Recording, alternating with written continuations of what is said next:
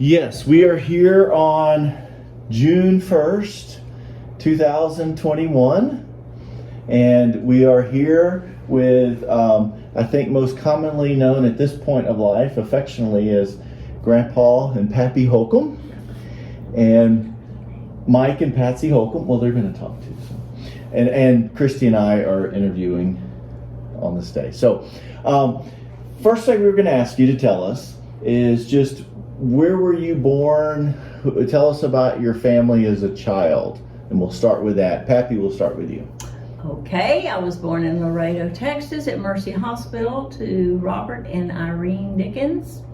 Had a wonderful family life growing up. Grandparents that grandmother, heritage of such Christian women in my life, attending Sunday school in church as a child, coming to know the Lord at age 8, spending time in church activities, growing up, GAs, Sunday school, my dad attending a GA banquet with me when I was in about the 3rd or 4th grade. Who was your dad, mom and dad? My dad, Robert H. Dickens Jr. and Irene Joy Dickens. And your grandparents were? Robert and Tenny Dickens and Willard and Penny Jackson. The Dickens and the Jacksons. Right. And Laredo, where is Laredo, Texas?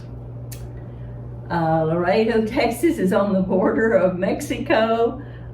From the town that we lived at the time I was born was Oilton, Texas, about 35 miles to the west. You weren't living in Laredo when you were born? You were living in Oilton and you went to Laredo, the hospital? I was living in Oilton, and it was a very rainy night. The night my mother went to Mercy Hospital. My dad used to tell the many times it was flooded, didn't know if they'd get there or get back. My grandparents just lived down the lane, the road from where we lived, and that's where it was all started back then. And 2 sisters and a brother? Yes, I had a brother, 19 months older, Willard Douglas, sister Janet Irene, 3 years younger, and then my youngest sister, Martha Lorraine, was 11 years younger. Okay, born in Laredo, Oilton, Texas. And most of your childhood, though, you moved from Oilton to? Lived in Pleasanton, Texas, Jourdanton, Texas, Freer. Prior to that, no telling how many other places. You know the song, the anniversary song. You've been everywhere. I've been everywhere. My dad worked for an oil company, and so we moved quite often. But as a child, is Jourdanton the one you say is your most? Yes, a lot of memories and fondness, and settled there, friendships in Jourdanton, was into band and playing basketball and a lot of activities, and made a lot of friendships, and then on to Freer. All right, so we're going to stop you there. Okay. Remember, we're on to Freer at a certain time, but we'll get back to that. Yes. Okay, Grandpa Mike. Okay, I was born and raised in Freer, Texas. Back then it was Thomas and Spann Hospital. It's now, or Spahn. Now now it no longer exists, but it was Freer Hospital later on. And in fact, I was the only one of my siblings born in a hospital. Oh. And my mother and dad was Daryl Hal Holcomb, and Frankie Anita was my mother. And of course, similar to Pappy, I grew up in church, and in fact, I always told people I was Cradle Row Baptist, and from then on, and never lived anywhere but Freer growing up, and that was it. My grandparents, my dad's side was Jonathan and Saritha Holcomb. Her maiden name was Gage. And on my mother's side was John Thomas and Thelma Henderson. And had an older brother, was 8 years older, Joe Darrell. And my sister was 4 years older, Peggy Lynn. I did have a brother that that died as an infant. It was Tommy Lee, and basically spent our time in Freer, outdoor activities, football, basketball, baseball, till I got to high school and I started rodeoing. And we also, church and school was probably the things that we did. That was the center of everything. And Daryl, Hal, Hap, and Frankie, they moved to Freer from... They moved to Freer from Hilton, Oklahoma. Frankie was born in Berwyn and Hap, I think, in Ardmore, but he grew up in Hilton, and she grew up in Ardmore. And your mom, Frankie, her mom was Chickasaw? Her dad, John Thomas, was original enrollee of the Chickasaw Nation. Okay. And he's on the Dawes Commission. He's on the Dawes list, an original enrollee. As far as you can think back, both sides, your mom and dad, is Oklahoma kind of home, or could you think back beyond that? No, as far as I know, that was their only home. I do know my dad's mother came to Oklahoma from Arkansas. Oh. I do not know any further back than that. But and they moved to Freer in the 1930s? in the 30s, yes, because Joe was born in 37, 38, and they moved there right after he was born. Right after he was born. Right. So he was actually born in Oklahoma. He was the only one born in Oklahoma. And they moved there because it was a new oil boom. But yes, and the company he worked for in Oklahoma transferred him there. And the best way to describe where Freer is It's about halfway between Laredo and Corpus Christi. Okay. It's out there. And what in year? the brush country of Texas. In what year were you born? 1945. 1945. And Pappy, what year? 1949. 1949. And as far back as you know, Papa and Nanny or great grandpa and grandma were all from South Texas, or do you know of your family beyond that? Well, there are some traces back to West Virginia. West Virginia. Yeah. Okay. But mainly was just that, driving distance to my grandparents. We just kind of, everybody in South Texas. South Texas. Right. But even your grandpa and grandma, Robert and Tenny, actually lived in Mexico for a while. Right. Okay. My granddad left home at 14 when his dad died, and to support a family at age 14, started working on a ranch in Mexico at 17, and their story is really amazing, how they ended up back in Alton and raised 4 boys on a dairy farm. I mean, not 4 boys, 3 boys and 1 girl. Oh, on a dairy farm. Yeah, and then he went into the oil field business. So that's how his dairy farm, and then the Holcombs, there was cattle for a while, or would you say Papa was a cattleman, or? I would say it was a hobby. A hobby, okay. Yeah, he had, and that was in his later years, or about, I guess, in his 50s or so before he started doing that. But the oil field was his business. Oil field was his business. And then that he later on picked up as a hobby, actually longhorn cattle. And so both of your parents, the oil field was the business.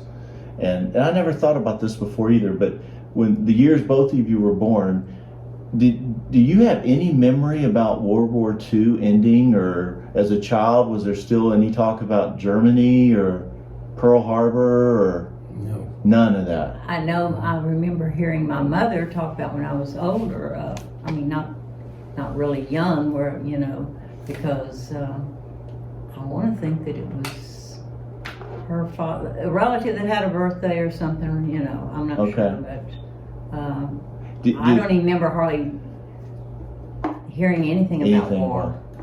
Either of your families, did they talk about the Great Depression any? Yes. Oh, they did? Yes. So how about gasoline, different things being rationed, and people helping each other, and the kind of a hardship that it was, and even in South Texas? That, yes. Oh yes. Mm-hmm. Tires, how many tires you could buy for your car. If your car ran out of tires, you might or might not be able to get them. Right. Like in the rationing and so forth. The only war thing I remember is how important the oil field was during the war. Oh, I so that was think- part of the boom.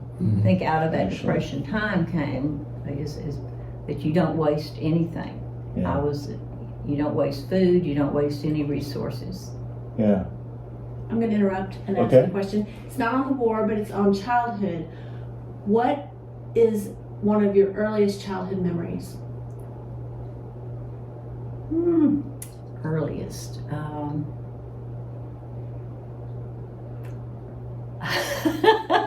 That's a hard one, Christy. I know, I was trying to think of mine too, and I guess, I have fond memories of like going to my grandparents for holidays. Although I was very young when my mother's parents passed away, that side of The grandparents. Jacksons. Yes, it was That's kind of a traumatic thing when he did, because I guess I was maybe 5, and maybe that was really probably the first encounter with someone passing away. Okay. But I had siblings, and most of ours were just playing together. We went camping, things like that. My dad had cows and milk. Mother had chickens that she would use for fried chicken and eggs. Did you milk cows? I did not. I tried. I did later in life, could do it, but with my dad, we would go down and watch him milk cows, and my mother even made cottage cheese from the dairy products. But Did you clean chickens? yes, and back then it was not a very pleasant thing to do. So you helped tend to the chickens some. Yes, and tried to yes, milk the cows. yes. Okay. And we did have, I know you probably wouldn't believe this, but we did have a large collie dog. Kind of looked like Lassie back in that day. Probably the only dog I ever remember our family ever having, but we played with him out in the yard at prayer. What was the dog's name? I can't even tell you, really. Yeah. Is that your last name? Because I always got to saying it looked just like Lassie. Maybe we did call him Lassie. You said I probably wouldn't believe this because you love dogs? Or why Well, would you say because that? I don't know. We just never had dogs in the house, and we had that one dog, and I had goats and sheep at times. But just. And Grandpa, yours was always horses, or did you have milk cows and pigs? No milk cows. Now, when I was growing up, going back in my memory, of course, to see my grandparents, which wasn't often, was just a long drive because they lived in Oklahoma and the roads and the cars were much different. But my dad had the chickens because and I can remember them wringing the necks and cleaning them, and then that was usually, they were barbecued a lot at our house, the chickens. That was the only thing I remember barbecue. And of course eggs. Only other pets I had growing up was that we had a dog. I can't remember names or anything. Had a javelina as a pet. Then I was probably a freshman or sophomore in high school before I got in the horses. Yes. Really? Yes. All the other time it was all other sports. All right. So even though you were rodeoing, you went straight to it, like a junior in high school or sophomore in high school? Like sophomore. You went straight into rodeoing? Freshman. Yes. And doing rodeos? Yes. Had some friends that had horses and did, and we knew them, and there was a man that was working with my dad named Jeff Pease, worked for us a while, and he brought his horse in and worked with me, and then I had one to help and so forth, and so that's how I got started. And then then we found my roping horse, and probably a freshman or sophomore. I can't remember. And what was the name? The horse's name? My horse's name, the best one was Rebel. Rebel? Yes. Quarter horse? Quarter horse, yes. Okay. All right, so a little bit of childhood, but then you were in Freer. You were born and raised there. Yes. Grandpa. Pappy was Laredo, Olton, Jourdanton, Pleasanton. But then you moved to Freer when you were how old? At the end of my 7th grade school years. After 7th grade. Yes, I began the 8th grade in Freer. Okay, so how long after you moved there did you meet Grandpa? Go ahead. The first You just said how long. I'm trying to think. Wasn't that first summer? Was it? It was the first summer. Where was the first time you met? You were in the 8th grade. We started dating, so it had to be the first summer. I was on a date with someone else. Right after you moved to Freer? Yeah. In the 8th grade? It had to be. At the drive-in, yes. Yeah. Oh, 8th grade? Okay. And got introduced. I said, "No way, Jose." to Grandpa. How did you see her or did you? Well, typical in those days. One of the things at the drive-in was not just watching the movie, but walking around visiting people in their cars, especially the teenagers. And me and some of the guys I ran around with, we walked up, and I think it was Charles and Connie. The guys really wasn't a date. And Kim Black, I think, a cousin. And we walked up to their car, and she was in there, and they introduced us, and that's when we met. And did you ask her out then, or you walked back away? I didn't ask her out that night. I went back, I told my friends, believe it or not, I told my friend, that's the girl I'm going to marry. No. Yes. Yes. She didn't say it, I did.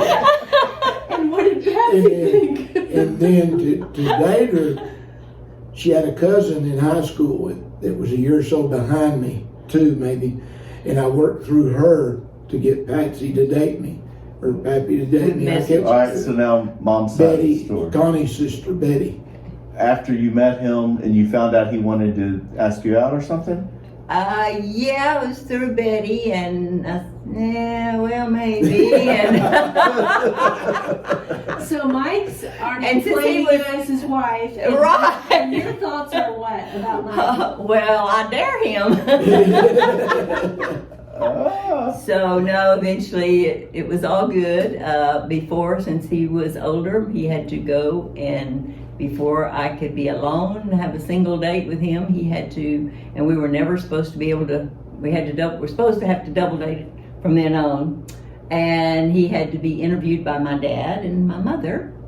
And did they know that in Freer, small town, how many people lived in Freer at that time? Probably about 2,000. 2,000. So at that time, did Robert Dickens know about Hap Holcomb and? Oh, Yes. Oh, everybody knew everybody. Oh, yes. but he Mike, not so much. He didn't know so much about John No. Michael. Right. Okay. Right. Right. So you went and interviewed and Yeah, and you started and dating. then we were on and off, but that was probably the first time we met.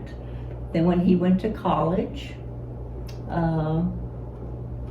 got the letter from John. So how old were you when you went to college? Probably started my sophomore year, right? So you dated Yes, 8th grade freshman. because my senior year you were a freshman. Right. So And then you went to college and you said there was a Dear John letter?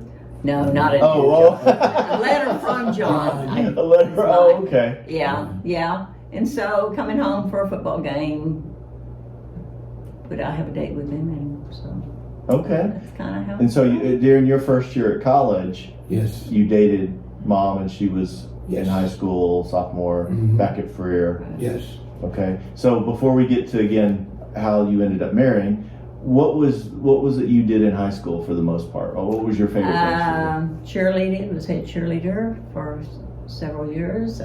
Played Head volleyball.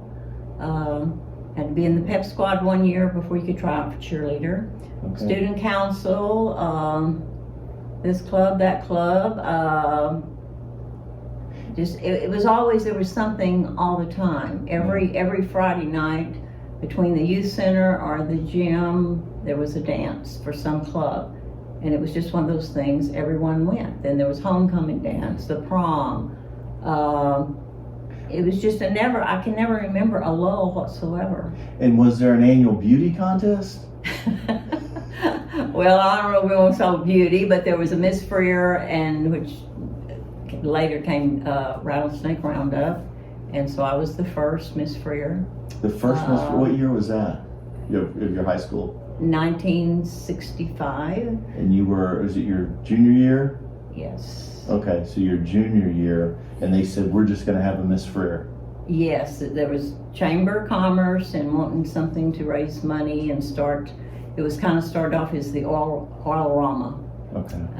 And so it was to kind of promote that part of Freer and it'd be something that would bring people in, make money, and so. The first Miss Freer. Yes. Wow. Yeah. The first Miss Freer. Will never be another. And you rode the float and everything, and. Yeah. Oh yes, in Freer and out of town, and right. Did you compete in like a Miss South Texas or something? No. No. Okay. Did you get a crown? I did. I got a very large crown that looked like an oil derrick.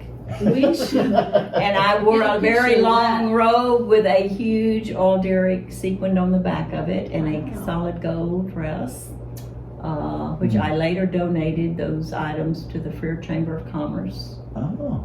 to their, So we could go out there and see it. well, if they're still open, but yes. Okay.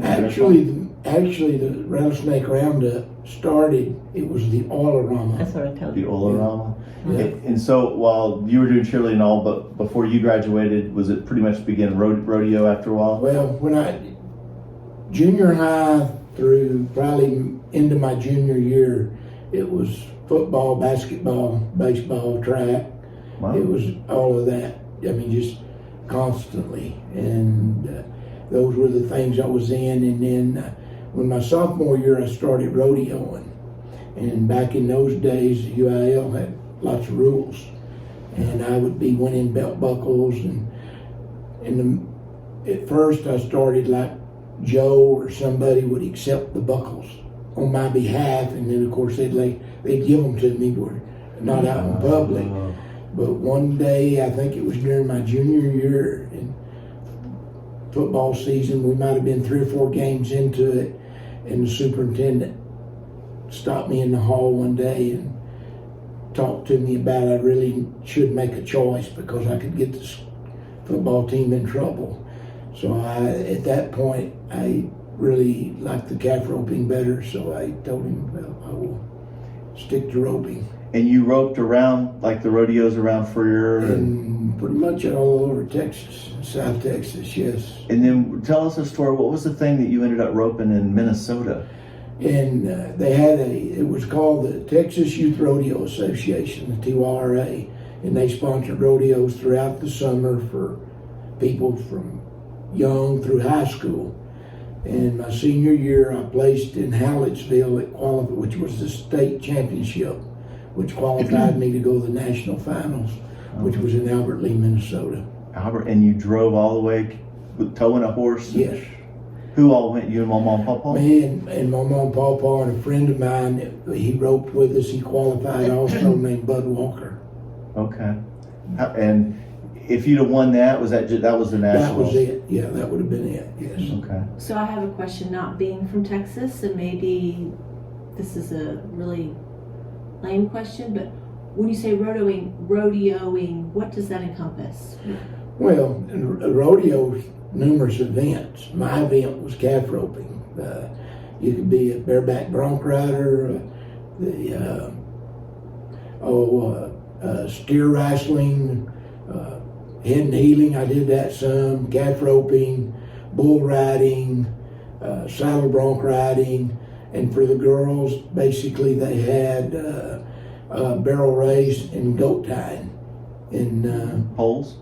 and pole bending, yes, and then also ribbon roping for the boys, and that was a boy and girl thing. Did you ever try bull riding or anything? Not in the rodeo, maybe when we shouldn't have been off on somebody's cows, but not actually a rodeo. Yeah. So you had 8 seconds to rope and. I was going to say describe. Yeah. So describe to us what a roping event would be like for you. For tie down roping, you have to be in the box. You let the calf out. It has to go a certain distance before you can. You rope the calf, jump off your horse. So you're on a horse in your special chasing the gait. calf. Okay. And you rope it. You dismount your horse. You go down the rope, throw the calf, and tie 3 legs together. And when you get through, you put your hands up and that's your time. And they time you. What does throwing a calf mean? Picking it up and throwing it on the ground. Okay. What were you best at? What was the best part of that? Probably tie down. The tie. Oh, once you Yeah. got it roped, you. Right. And the other that I did was the steer roping, or back then it was a lot different. A guy would rope the head, somebody would rope the heels, the header would jump off the horse and go tie the hind legs of the steer. Nowadays they don't tie it. In ribbon roping, you'd have a girl out in the arena. You would rope the calf, it had a ribbon on its tail. And you would get off, mug the calf, and the girl would pull the tail off and run across the line with it. And that was the time. And that was the time. Did you ever think you'd go professional? At times I thought about it, yes, and had a good friend that was one of the world's best at it, but it just didn't turn out that way. Would you have like gone to Mesquite or anything, or was that? Oh the yeah, idea? if I would have gone to all of them. Huh. And basically it was one of those, back then it was more cowboy sport. There was no, like today where they got sponsors and wear their shirts. Then it was all on your own. Nobody paid you any extra money. Nobody sponsored you to do anything. Yeah. You come up with your own travel money, your own everything, and you didn't sponsor anything, and you pretty much had to be gone all year if you were going to compete. You had to pretty much start out in January and it ended in December of the season. Which probably leads us to now you all are still dating, and there at some point obviously becomes a proposal or engagement, or what do you remember about that, Mom? Well, I do remember that. There was a rodeo, and he said if he won it, we would get engaged. Well, we won it, but he ended up in the hospital, and we still got engaged. I had surgery, and when he returned back to Freer, he asked me to marry him, and we were engaged. And so he returned back to Freer from surgery in Corpus? yes. Okay. And had major surgery, was hospital, and so it was after that. I guess it was in November, actually, wasn't it? Just he came up to you one night, or at the drive-in? Or? No. I was recouping. He was recuperating, and so that's how it. Anyway, how can someone say no to someone? And that was November. Yes. And when were you married? We were going to get married when I finished my senior year, but we came back around to my end of my junior year. Okay. And then I was going to finish high school while he finished college. And so we wanted to get married in June. And so on June 25th, that's when we got married, with the blessings of all parents. June 25th, 1966 at First Baptist Church, Freer, Texas. Baptist Church. What do you remember most about the wedding? Either one. Oh, okay. It was a hot, windy day in Freer, and the church was where the bride and all the attendants had to come out, and it was windy, but there was a calming spirit, I think, because we had known each other, our families knew each other, the church was filled with family and friends. Everybody received us with such love. My grandparents there, my aunts and uncles. And so I think it was just everything went as smooth can be. Okay. And my parents had to go 70 miles round trip to bring the bridal cake, the wedding cake, to the church that day. And that was probably my greatest fear, that it might not get there. Where was the wedding cake? It was made in Alice, and okay. so they had to go pick it up the morning of the wedding, and so, but everything went wonderful. Had friends in from a lot of places, even some our very close friends from Jordanton, but I just remember it just felt like a chapel of love and comfort. It was the church we attended, and so Was there nothing strange or, Was there a honeymoon? Yes. Where was that? Did y'all decide together or? Yes. We had very short time, Time. so we went to Corpus Christi on the, Okay. what do you call it, the bay? Yeah, I was on the bay. Okay. We hear of all these honeymoons that are all these extravagant locations, and for times we had one weekend. Went to the bay. We went to a The movie. That was Do you remember about what it. the movie? beach. Huh? You remember what movie? Stagecoach. A Western? Yes. And came back on Sunday evening, and he went back to work Monday I morning. will, one thing about the honeymoon that was quite funny, we think, well, we'll celebrate. We didn't do it, but we'll celebrate with a bottle of champagne. So we stop in Alice, get a bottle of champagne, get to our room. We both take one sip and throw it away and get a Diet Dr. Pepper. Go get a carton of Diet Dr. Peppers. We ate at Ship Ahoy, had Ship seafood. Ahoy, yes. Yeah. Why? So you had to get back to work. What were you I was working for House Well Service. during the summer? Yes. And he didn't want to get any time off. And Hap again is your dad. Yeah. Hap. Right. And times change, and I'm sure there were some, but that was Everybody went in. pretty much normal honeymoon. A weekend. For people A our weekend, age. yeah. And In not that far. time, yeah, San not far. Antonio. Austin. Corpus. You know, that was Yeah. not unusual. You remember the Swan said he went to Corpus on it. Yeah. Yeah. Yeah. That's, yeah. Mhm. And so after the wedding,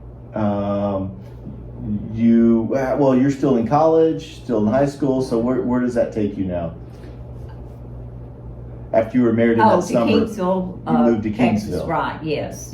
And I only like very little credits because during the summers, there wasn't a lot going on in Freer. I mean, might have gone to cheerleading camp or done something, but I would always take extra credits in the homemaking department, different things, just to, so I like very few credits. And so I went from a very small school to a very large school. Back in that day, the only way you could attend is to not wear your wedding ring, not to tell anyone you were married. If you were to get pregnant, you were kicked out. Yeah. And Even if you were married. even if you were married, you could not belong to any clubs, and we're told, and which was very difficult to me, not to talk to other students. And so, wanting to finish school and not get kicked out, you abide by the rules. And really wasn't that hard to do because, like I said, I didn't know anyone when I went there. So, And you were in Kingsville. What is in Kingsville? Kingsville is, of course, Texas A&I University, which is Texas A&M Kingsville now. And the big businesses there, if you want to say, U.S. Naval Base is in Kingsville. Oh. And the King Ranch is probably the most prominent thing there. The King Ranch is it's a huge ranch, goes all over South Texas. And of course, they were losing money and about to go under, and a company named Humble Oil, this was back in the days, discovered oil on the King Ranch. And so that saved the King Ranch. And all of that, and then there was a Celanese plant which was closed, but that was about the main things, and then of course your regular stores and things. In Texas A&I, their mascot was? A javelina. How do you best describe a javelina? Well, it's kind of like it's a little wild hog. It's a peccary or a pig, but looks a little different. They're slimmer. Their snouts, they do have some tusks that come up, and they are wild. There's no tame ones. They're mean. They're So mean. that's what you said you had as a pet? Right. Ooh, okay. How'd that work in the house? Yeah, it worked for a while, but we ended up having to get rid of it. Why did you end up at Texas A&I? Was that where everybody in Freer went? Basically, people in Freer usually one of two colleges, Texas A&I or at Southwest Texas State, which was in San Marcos. My brother played football at A&I. I'd always heard A&I, and so I never even really thought of another college. What was your degree, your major? I started out in agriculture, but then I found out I didn't even realize it, that they had a course in industrial arts where you could become an industrial arts teacher, so I switched to that. And that's what you really wanted to do. Right. You wouldn't have done agriculture at all. It was fun, but the industrial arts was really what I wanted. And I had my high school industrial arts teacher was a big influence. And so you graduate, and what happens after graduation from A&I?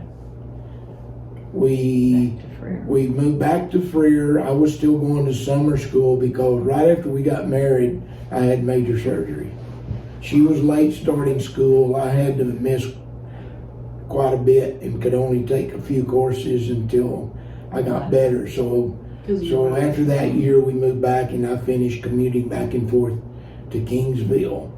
And then I did my student teaching in Alice, and we were still living in Freer. Then at the end of that semester, I graduated and got my first teaching job in Alice, and then we relocated to Alice.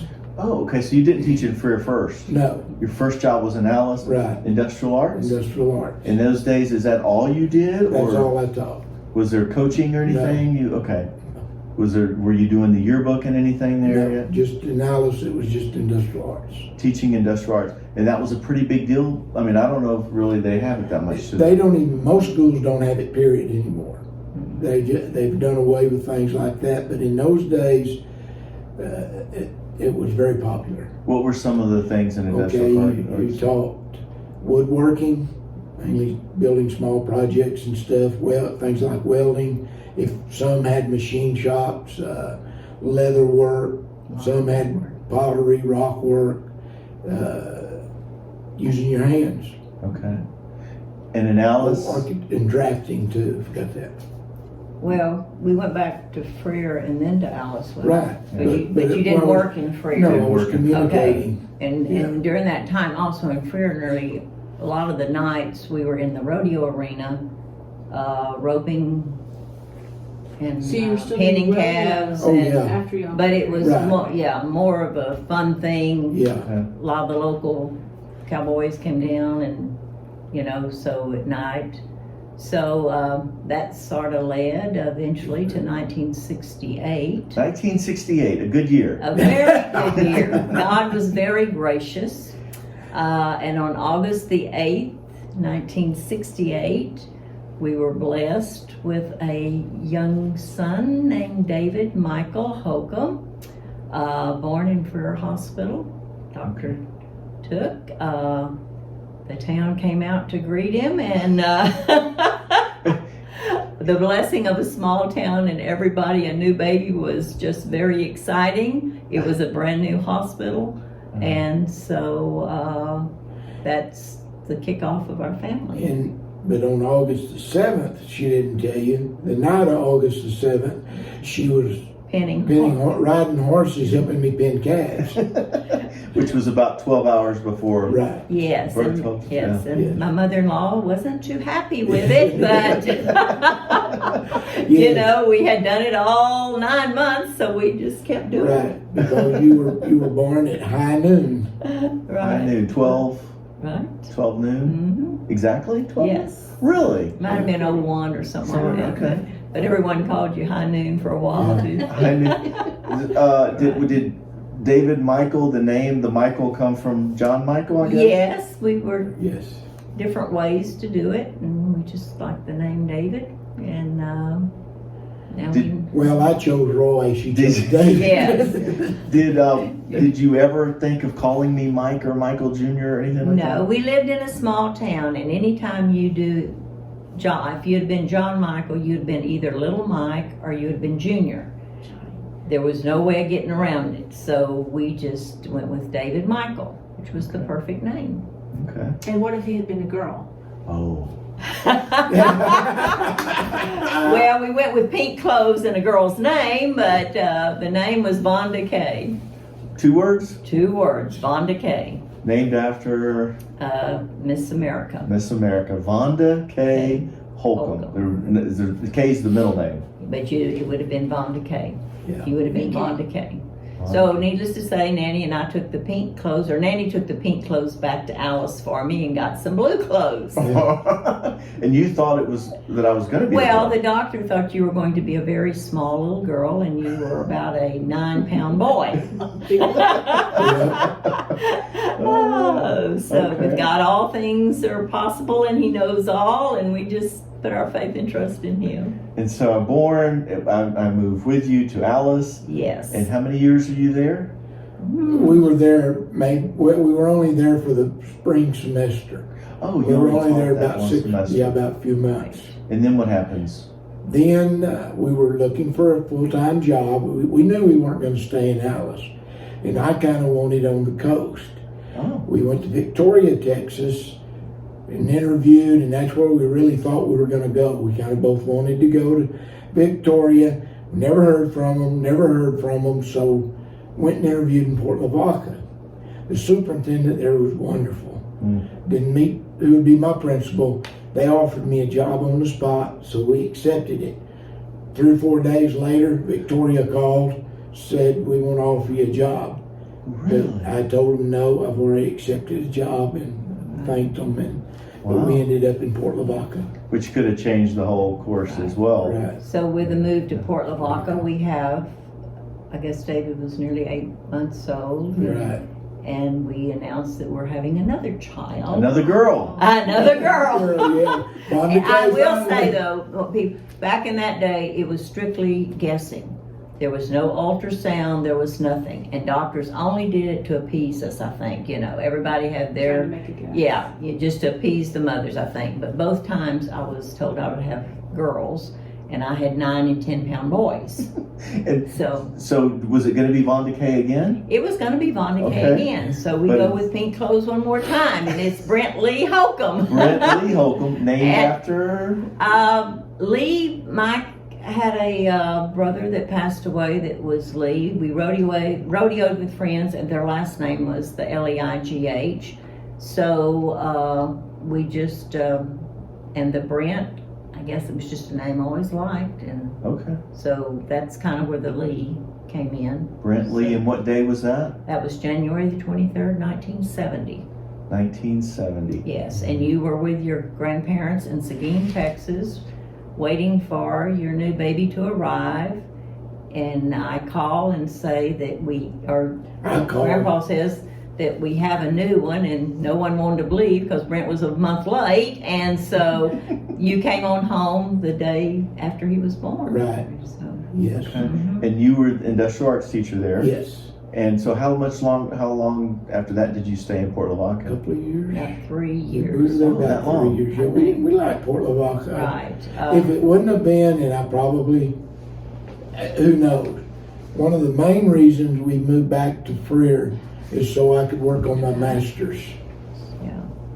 and Okay. drive from Freer to Kingsville to get my master's. Okay. So that was, But during that time, God led us to such a church that was a blessing, Alamo Heights Baptist Church. We had visited around, and his principal, that's the church they went to. I got involved in Baptist Young Women.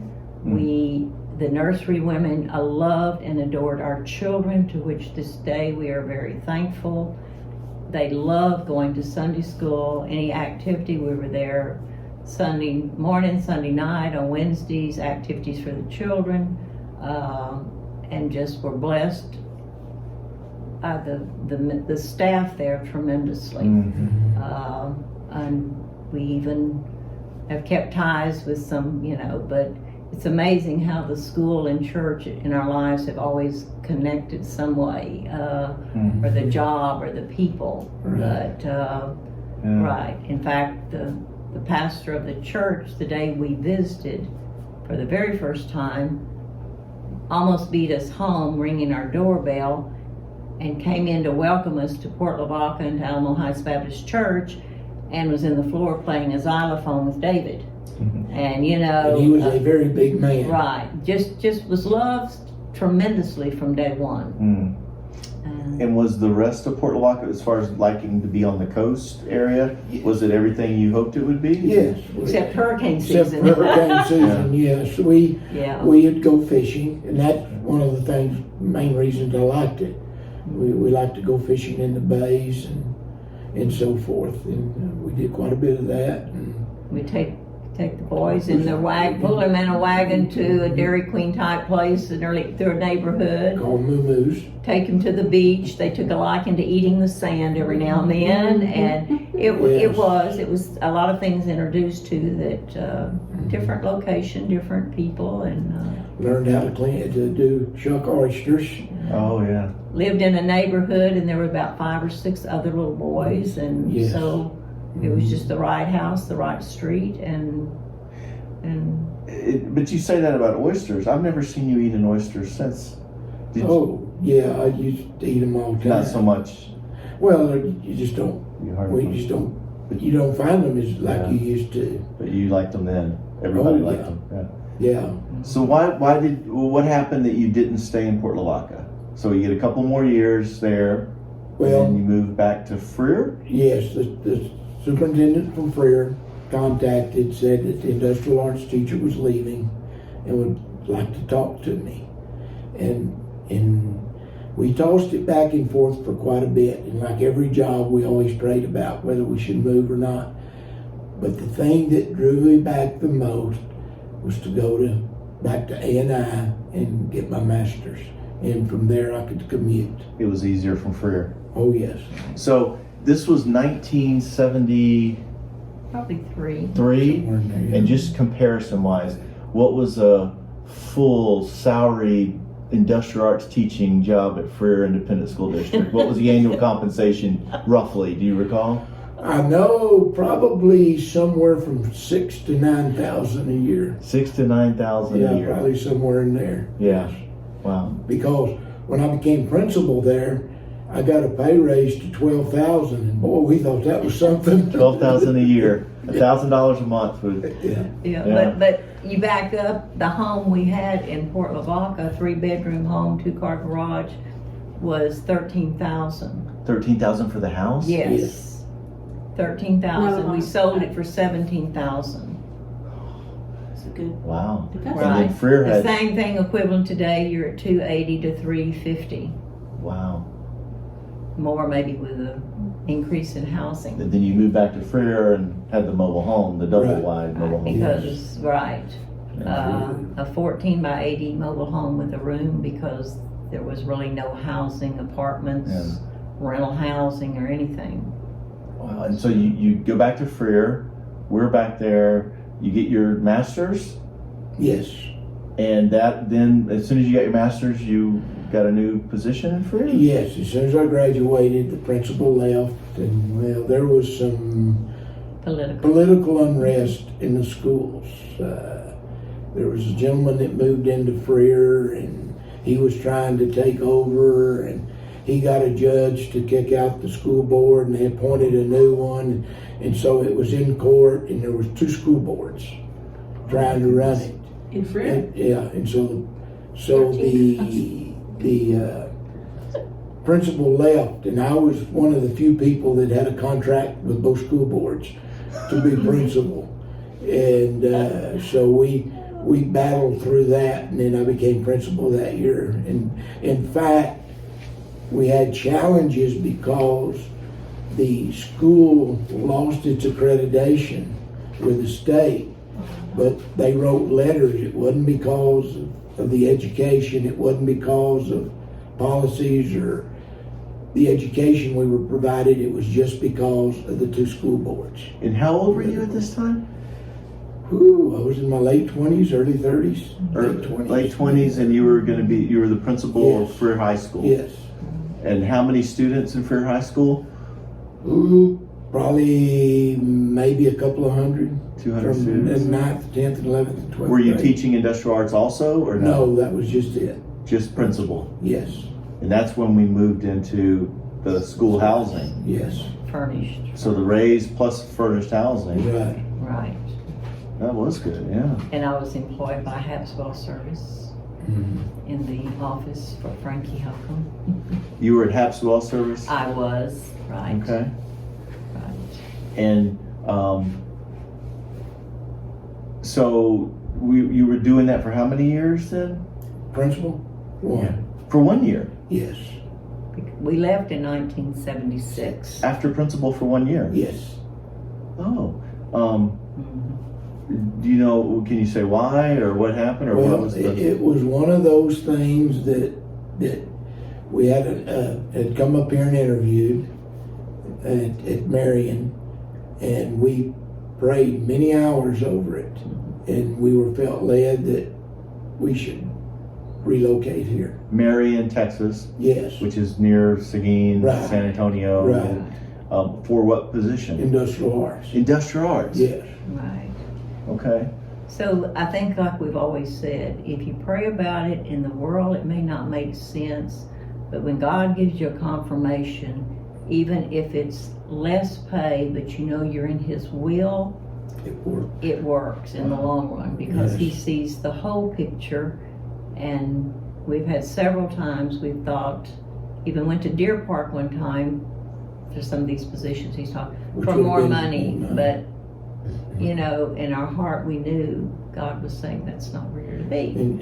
And so when I came here, not only did that, but I drove a school bus and taught driver's ed. And is this also when Danny and Paul were living in the area too in Seguin? Yes, yes. Okay, so that yes. did you look out, were looking for like Marion, or did Marion contact you? I think, I think you mailed out. I think we was in this area. Yeah. Okay, so you were kind of wanting to get up here Yeah. too. Yeah, there was some Okay. unrest in many Right. areas, so Yeah, it was Right. it's good timing. it And was so, it was right. It was It was God's right. timing. It was perfect, and Yes. like I said, even if it meant going from one job to 4, that's what it was supposed to be at that time. and so from 1976, And, oh yeah, when I moved here, not only did I forgot to say, not only did I drive a school bus, teach driver's ed, but I also officiated basketball. oh yeah, just basketball? Yes. Did you ever think about football or baseball? Okay. And so then you're Marion, and then run down, I know there was a list while you were here, from 76 to 84, you were in Seguin.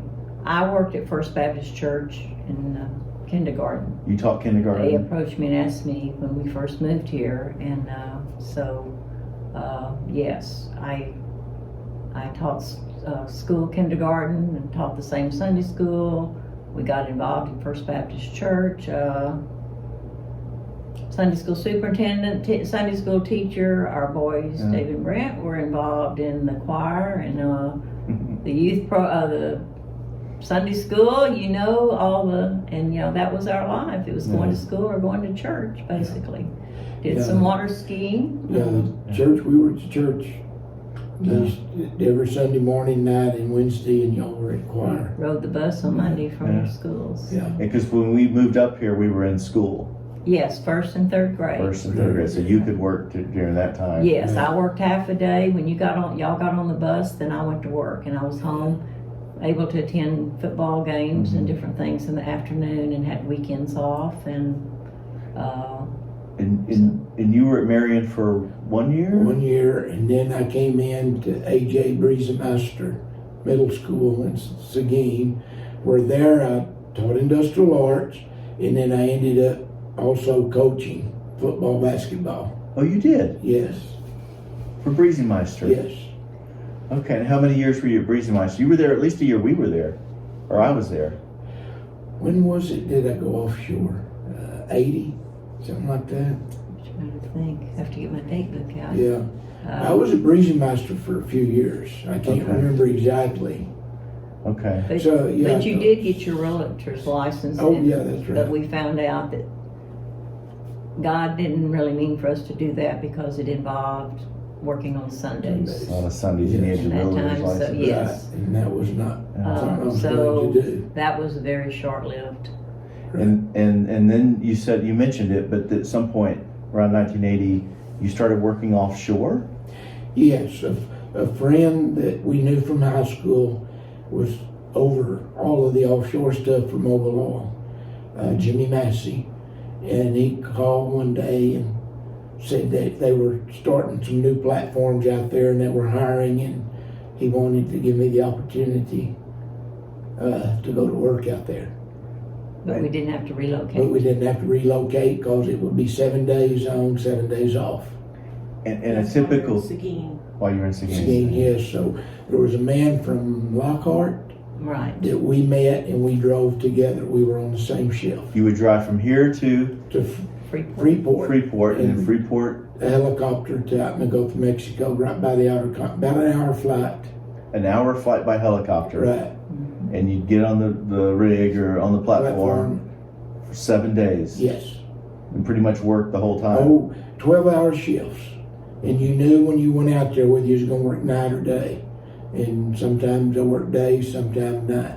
Then you'd fly back, drive home, and you'd have 5 solid days. Of teaching. Teaching, usually. Oh, you did? Yes. Substitute. They would call me before he Yeah. got there and want him And- substituting the my- whole time he was Yeah, home. my old principal, Wow. Woody Isham, when I was teaching, he knew my schedule better than I did. And he always called Mama about 2 or 3 days before I was to come home. Be sure and tell him I want him out here Monday. As soon as you got home. And from I went, but I was still working, so I worked half a day and then he worked. Yes. Nearly every day you were home. Hardly Yes. ever took a day off on the 7. Right. But even before I was doing that, teaching, we worked every summer doing something. Was there ever any close calls that you can say now that you couldn't tell Mom earlier? Well, there's always some close calls, some things pop and explode. Not me, but we had a guy that slipped and fell and busted his head open, and we had to get a helicopter out there to get him and get him off. A few things. The worst experience for me out there is once a shift, you had to test the rescue vehicles, which looked like 2 giant carts that about 5 or 6 people could fit in, one on each corner. And you lowered them into the Gulf, and they had diesel engines, and that was if the platform blew up or caught on fire, you were supposed to go to one of those to escape. It had a sprinkler system, and we had to test them to make sure they were working. Oh my gosh. The guy that was teaching us on it said it right. He said, he showed us all that was in it. Here's this provision, here's this provision, here's the lights that you want to use, so maybe you'll be found, and here's a real sharp knife. And said, well, what's that for? He said, if they don't discover you after about a day, you're going to want to cut your throat. Bobbing up and down in that thing. Oh, yeah. We would nearly fight to see who could get out of it first. Because it was, you talk about getting seasick. Oh, Yeah. wow. Yeah. Was it hard, or did it you just do it when he was gone? I think I just Do it. did it. I mean, he was gone. I had 2 boys active in sports and everything. But it just all worked out, you know. We were in a good location, a safe location, our home, good street. My parents lived 1 street over in case of emergency or anything. And, you know, you think back now all that was going on, but you know, it just works. And so you did that for, was it a year? Yeah, it was a year at A least. year? And how old were y'all then? Yeah, good question. Trying to think. Well, we was probably either in our 30s or early 40s. Late 30s, maybe. Because it was in like 80, Yeah. 79, It's about 35 80, and somewhere in 32. there. Because 83 is when we bought the land out in Okay, the so country. it was probably 78, 79. Yeah, Okay, so early 30s to mid 30s. Yes. right. You did that for a year, and then you came back and kind of moved forward on the job. But you got with Alamo? Terrain Yes, King? at that time it was called Terrain King. Alamo Group bought them out, yes. Okay. Mhm. And then after a couple years, Yes, I met some people at SMI. They were looking for a training manager to train maintenance workers and so forth, and equipment operators, and it worked out that I moved out there. At this point, are you still in the school system as No, at this principal? point I'm too busy. Yeah. No substitute teaching or anything. No, that time it was just couldn't do it. Training manager, 1980. I want to say 81 when I went Right, to work because we out bought there. this in '83, and you came out here. We had a travel trailer, and you would come out here to sleep to get away when you worked the night shift. Oh, because you had to, no matter what job at SMI, you had to work Well, through the furnace. And One of the things, and I training. think all companies should do this, and I know they don't, but one of the things I always told Clyde that I really thanked him for, because I had to work with the people. Before I ever got to do the job I was hired for, probably 6 months, I had to work in every department out there. Yeah. And I'd have to work shift work with them and do the jobs.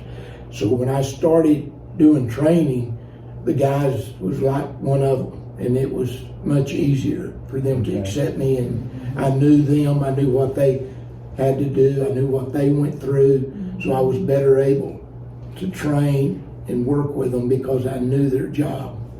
And you will end up working for SMI for how many years? Ooh, What was your close 20-something, over 25, yes. About 28 years, Yes. which involved 3 years in Birmingham, and Yes. and then back to the same place out Yes. here. Yes, and it ended up for soccer. I started out as their training manager. 2 or 3 years later, I was the human resource manager. I stayed in that job until, well, we moved back to Seguin. I was still in it. And then they bought another big company in the Carolinas. And that's when Clyde asked me would I become their full-time trainer through all the companies of what they call the CMC Steel Group. And that's what you did until And that's retirement. when I ended up started traveling and did that to retirement. So I started out a teacher, I ended up a teacher. Yeah. Just different. And what year was it you retired? 2009. 2009 at the age of? Was it 62? 2009.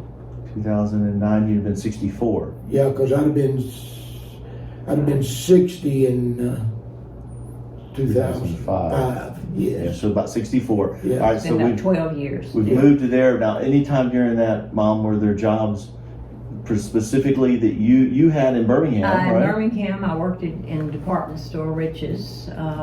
Did you like that? I loved it. I did.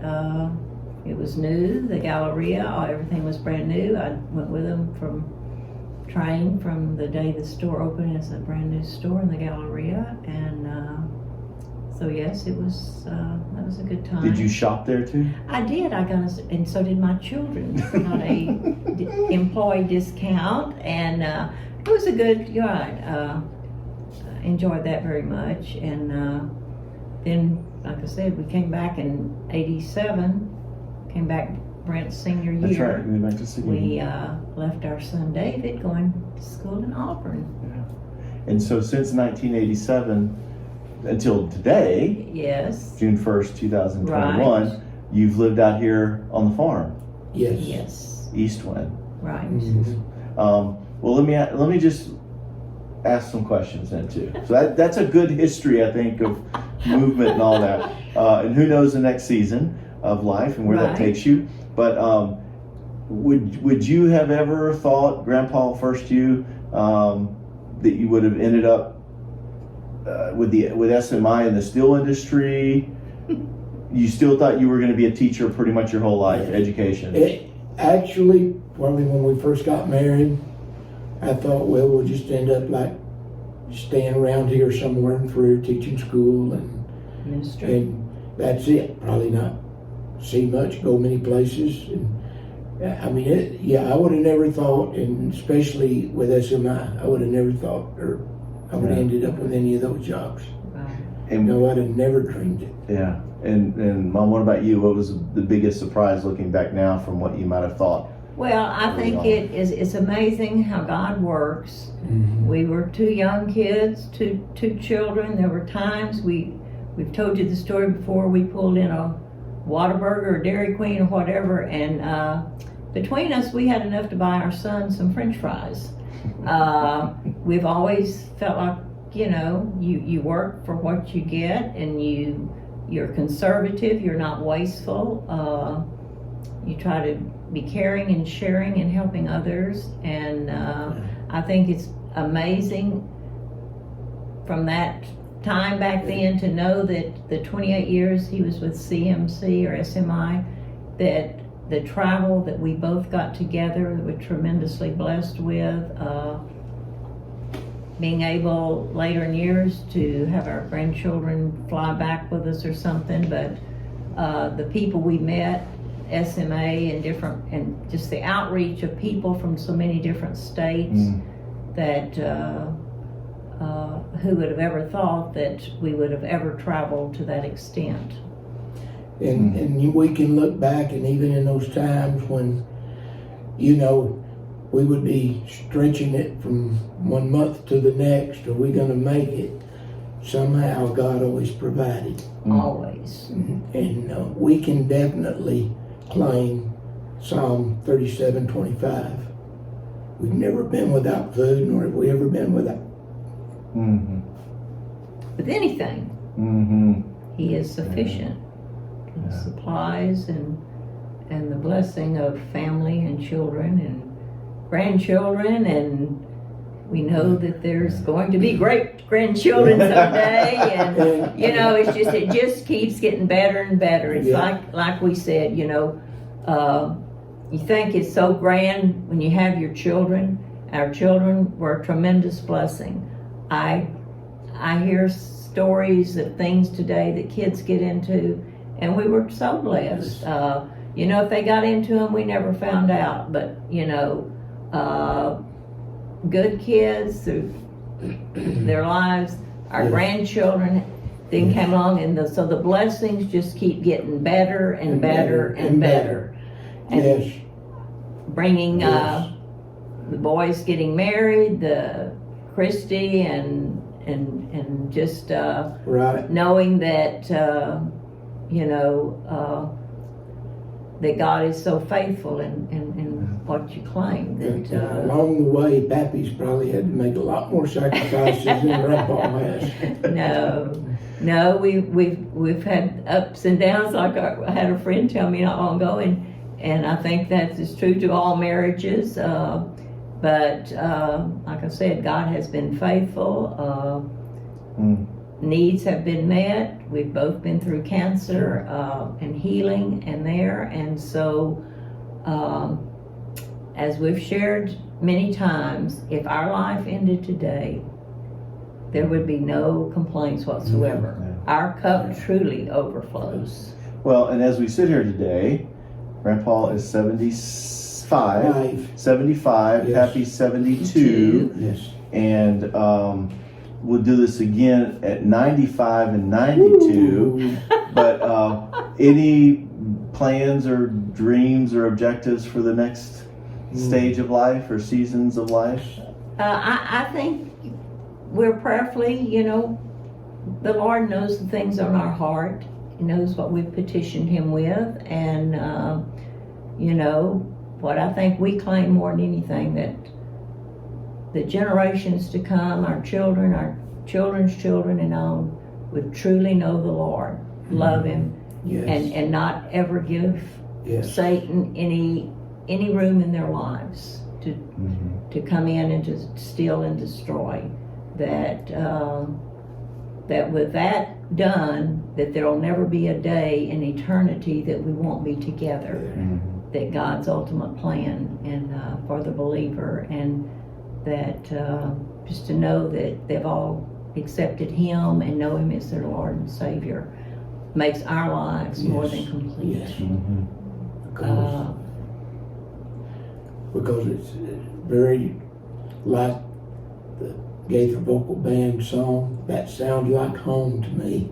Exactly. And you know, it's as you age, I think, I know in our case, it's just the Lord is so, it just gets better and better. And you trust Him more and more, and He is so true to every word His word. And when you do look back sometimes at some of the things we did and went through, it's wow. You know, how did that happen? With that in mind, I was thinking back to all of your explanation on your rodeo days. Is there anything during your rodeo time like a life lesson that helped you through all of the rest of your journey, which has been amazing hearing about it? Is there anything that stands out? I think if there was anything during that, and there might have been a lot, but one, it was a sport where your fiercest competitor helped you. Everybody was there to help each other. Nobody was, hey, I want you out of it. I want to get the best of you. Everybody, I mean, you'd be out there competing, but yet you're helping each other, telling what you need to do different, well, your calf might do this and it might do that, but I had it last week, and so you'll know. And it wasn't, I guess it was the lack of selfishness. Yeah. And it's like all sports, the discipline, Yes. the respect, Right. the people, what it teaches you as a person. Responsible for animals. Right, exactly. Yeah. Anything else? Well, by hopefully, Lord willing, and the creek don't rise, by the advances of technology, this will be a message to your children's children's children's children and future generations. So any last thing, or I wanted to sort of also just do a couple of what we call shotgun questions too. But Okay. let's do that first, and then any parting words of advice. So favorite song, music, artist? Well, you know, we're into the Gaithers big time. The The Gaithers? Texas Tenors. Texas Tenors, Daniel O'Donnell. Daniel O'Donnell. And some of our favorites were some of the older ones now that people don't probably even know who they are, from Marty Robbins to So many. yeah, Gospel or Frank Sinatra. country, Yeah, probably. gospel or Yeah. country, yes. Favorite Okay. Gaither song? Is there a favorite Gaither song? Because he lives. Because he lives. I like that one. I think that sounds like home, to me, is- right. Okay. That's, yeah, both of those are. Okay. Kind of go hand in hand. And right. Favorite actors or movie stars or Oh, it's simple for me. Roy Rogers. Roy Rogers. Roy Rogers? I guess I could Yep. say Dale Evans. Dale Evans? Favorite spot that's not home that you've ever traveled or visited? Ooh, that's a tough one. No, Okay. the one that just wowed us the most was that seaplane in Anchorage. Anchorage, Alaska, Alaska. seaplane. Yes, when we landed on Both that of you? glacier lake Yeah. and viewed Yes. bears all day. Yes. Okay. Mm-hmm. Favorite color?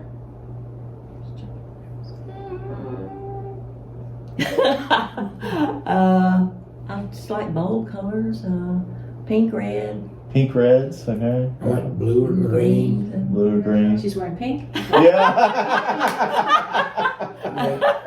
that was good, Chris. Is this may be an easier one on our Okay. one? Animals? Favorite animals?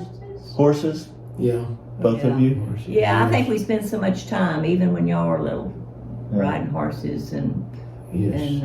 yeah, I think so. For Brent or I, just activities. Favorite activity that you ever were able to watch or coach or participate in, or that we did? Anything we did that you were? I guess it was all because you started with the little pee-wee, and that's something I think as a parent, it's like, oh, you're playing ball, yeah.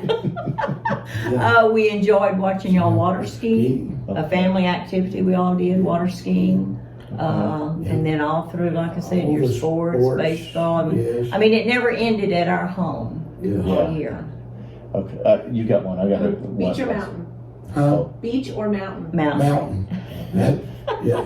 And then I think I know this last one I've got, and I think it's an easy one too, at least for you, Grandpa. Favorite food? Mine's enchiladas. Enchiladas. Only 55 years of cooking them for him, so. Man, I don't know. I'm not that particular. Anything? Seafood. It's good. Seafood? Yeah, because we Enchiladas, yeah. something that we don't and we didn't grow up around a lot. I think. And one other question I had. Growing up in Freer, which I don't know at the time was probably pretty even, but in later times, I know when we were there, was probably mostly Hispanic. Right. Did either of you learn Spanish?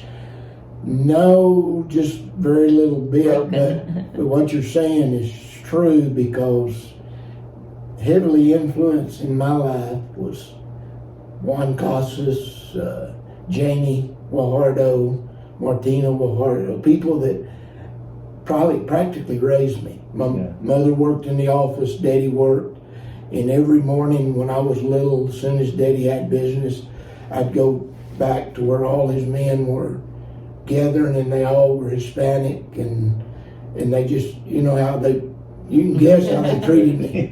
You know, they'd give me their lunch, they'd share their lunch with me, they'd do that, and the thing probably that I wish we would have, but back in those days, it seems like there was a big emphasis trying to even to use Spanish as little as possible. Oh, they were trying to learn English as much as Yes. possible, so Right. you were not using. Okay. Yes. Right. Okay.